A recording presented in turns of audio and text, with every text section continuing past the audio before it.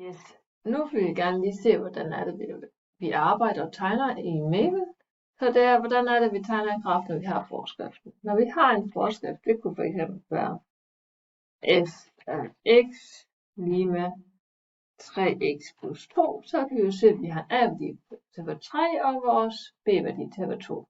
Når vi skal tegne den i Maven, så er det vigtigt, at vi husker at definere vores funktion. Det gør man, hvis ikke den kolon foran vores lighedstegn.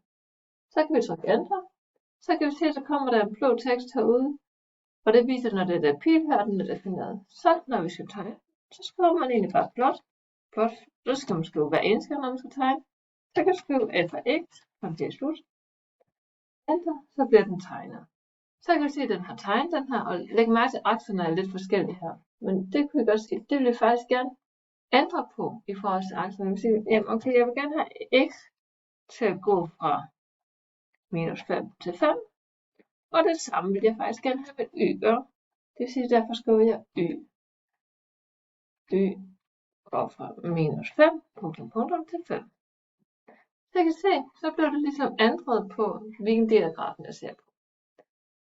Så nogle gange kan det også være rart nok, at man faktisk gerne kunne se lidt mere på sin graf. Så klikker man på den her, så kan man trykke på det blå her. Så tilføjer jeg gitter, så kan vi se, okay, en tern her svarer til, at man går en skridt.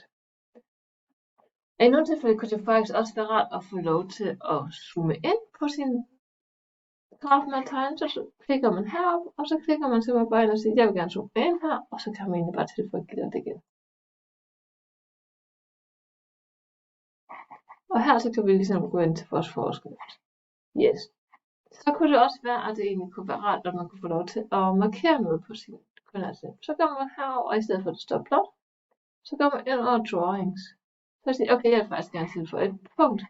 Nu kan vi se, at vi har et punkt, for eksempel, der ligger hernede.